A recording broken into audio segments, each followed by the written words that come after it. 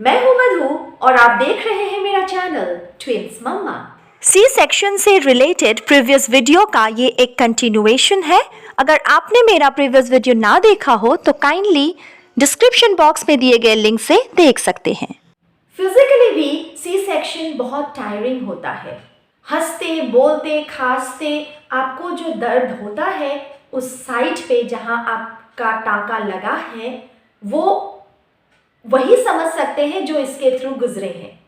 सो आप क्या कर सकती हैं, एक पिलो रख सकती हैं इंसिजन साइड पे। अगर आपको खांसी या छींक आए, छींक के वक्त अक्सर ये पॉसिबल नहीं होता, बट अगर आपको खांसी हो रही हो ज़्यादा तो आप उस पिलो से उस एरिया को प्रेस करके एब्डोमेन को थोड़ा ब्रेस करके खांस सकती है। ये आपके लिए थोड़ा आरामदायक रहेगा। सर्जरी के बाद फर्स्ट टाइम स्टूल पास करना मेरे लिए एक बहुत बड़ा चैलेंज था और मेरे डॉक्टर्स के अकॉर्डिंग एक बहुत ही आम सी बात होती है, अक्सर ऐसा होता है।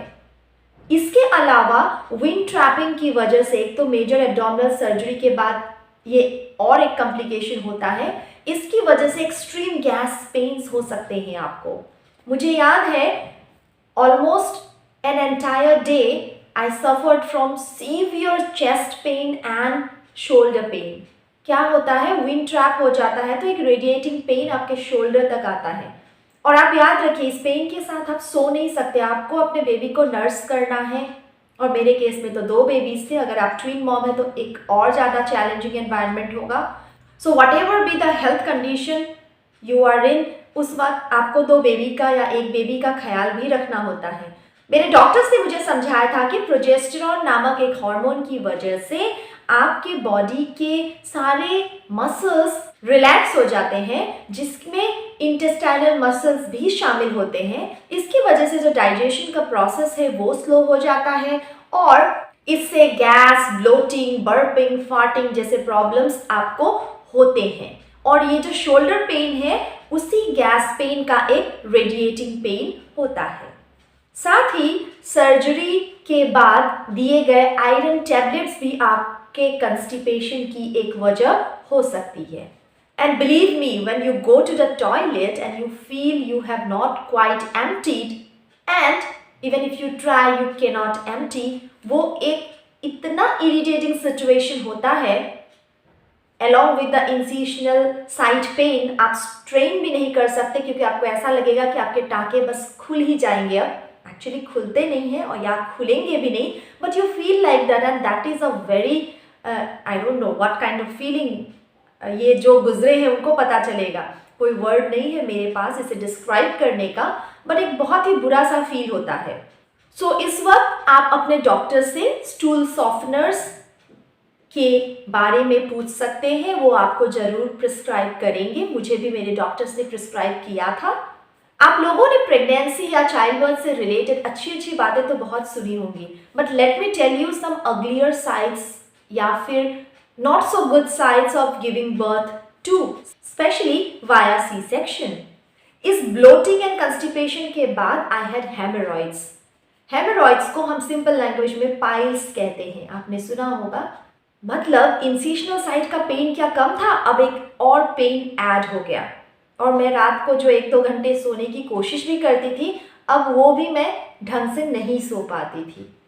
इन those days I used to feel कि my entire body is jeopardized and painful, and it was.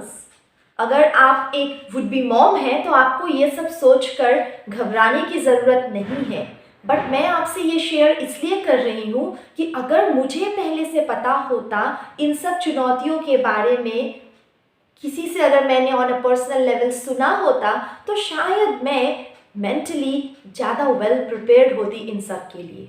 But believe me, मैंने अपने क्लोज से क्लोज सहेलियों को भी जब पूछा था चाइल्ड बर्थ के बारे में, nobody told me about all these issues। सो मुझे नहीं लगा था कि मैं ऐसा कुछ फेस करूँगी। सी सेक्शन के बाद 6 वीक्स तक आपको रेस्ट में रहना ज़रूरी है। 10 से 15 मिनट्स का आप वॉक कर सकती हैं आफ्टर लंच एंड डिनर। ये आपके सर्कुलेशन के लिए, आपके मोबिलिटी के लिए अच्छा है। इसके अलावा बेबी हैंडलिंग में वैसे भी काफ़ी एनर्जी खर्च होने वाली है, तो आपको कुछ एक्स्ट्रा या कुछ ज़्यादा इस दौरान करने की ज़रूरत नहीं है। इससे मुझे याद आया, रिसेंटली मुझे एक पेशेंट ने कांटेक्ट किया था जिनको अम्बिलिकल हर्निया था। जब मैंने उनकी हिस्ट्री ली तो मुझे पता चला कि सिजेरियन सेक्शन सर्जरी के बस 2 महीने बाद ही वो जिम चली गई और उन्होंने क्रंचेस करना शुरू कर दिया। और देखिए, what did she and up with? Umbilical hernia. अब शायद उनको सर्जिकल करेक्शन करवाना पड़े, एक और सर्जरी। यहाँ मैं आपसे से ये कहना चाहूँगी कि आपने ये जो वेट गेन किया है ड्यूरिंग प्रेगनेंसी, ये आपने धीरे धीरे 9 महीने के ड्यूरेशन में किया है। एटलीस्ट अपने बॉडी को 9 महीने तो दीजिए to get back to shape. इतनी जल्दी क्यों? अगर आप बिना किसी एक्सपर्ट की निगरानी में कोई क्रैश डाइट्स या कोई crunches and different types of exercises शुरू करेंगी जल्दी आफ्टर सी सेक्शन, इससे आपको फ़ायदे से ज़्यादा नुकसान होगा। I have just given you an example of my patient right now.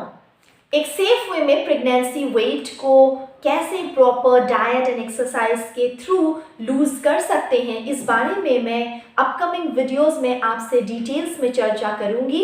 सो अगर आपने नहीं किया तो मेरे चैनल को सब्सक्राइब कर लीजिए और मुझे सपोर्ट कीजिए। अब बात करते हैं इंसिशन साइट के केयर की। इंसिशन को ड्राई एंड साफ सुथरा रखें।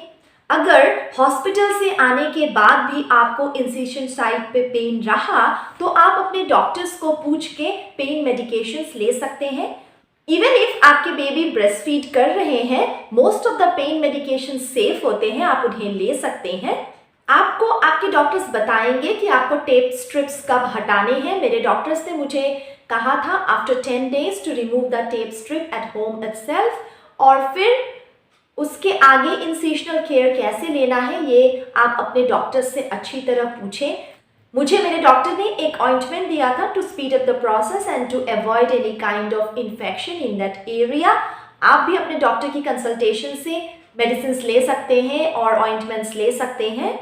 डाइट का ध्यान रखना बहुत ज़रूरी है आफ्टर सी सेक्शन। एक well balanced and healthy diet से सिर्फ आपकी बॉडी की हीलिंग अच्छी नहीं होगी, बल्कि आपके बेबीज को भी न्यूट्रिशियस ब्रेस्ट मिल्क मिलेगा। आपको ऑलरेडी मैं बता चुकी हूँ कि शुरू के कुछ दिनों में आपको बिना मिर्च मसाले वाला इजीली डाइजेस्टेबल खाना खाना चाहिए। पानी और फ्रूट जूसेस, सूप, ये सब अच्छी तरह लेना चाहिए ताकि आप खुद को वेल हाइड्रेट रख पाएँ। मेरे डॉक्टर ने मुझे कहा था कि every time you breastfeed take a glass of water. आपको फील होगा कि आप डिहाइड्रेटेड सा फील कर रही हैं, और अगर आप फील ना भी करें तो भी आप पानी या फ्रूट जूस या नारियल पानी इस तरीके का कुछ कंज्यूम ज़रूर करें। किसी भी प्रकार का क्रैश डाइट स्टार्ट ना करें। Allow yourself to take it easy. आराम से धीरे धीरे आपकी वेट ज़रूर कम होगी। कोई जल्दीबाजी करने की आपको ज़रूरत नहीं है। ये याद रखिए कि आपके खाने पे अब आपके बेबीज़ का हेल्थ भी निर्भर करेगा, क्योंकि शुरू के 6 महीने में आपको एक्सक्लूसिव ब्रेस्ट फीडिंग करवाना होता है अपने न्यूबॉर्न्स का। Around 3 to 4 weeks of caesarean section आपको अपने ऑब्स्टेट्रिशियन एंड गायनेकोलॉजिस्ट के पास जाना चाहिए एक विजिट के लिए।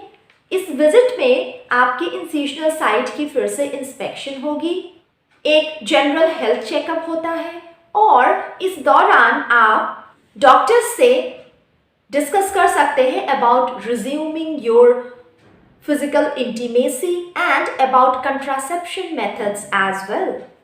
ट्रांजिशन टू मदरहुड काफ़ी टफ होता है, आपको मेरे वीडियो से यही लग रहा होगा, but believe me it is worth it. जब आपके बच्चे आपकी गोद में होते हैं, प्यारी प्यारी आंखों से आपकी तरफ देखते हैं, तो बस ऐसा लगता है कि it was really worth it. ऐसे ही प्रेगनेंसी रिलेटेड वीडियोस के लिए मेरे चैनल को देखते रहिए। मिलती हूँ आपसे बहुत जल्दी ही with another such video. Till then take care. Thank you for watching my videos.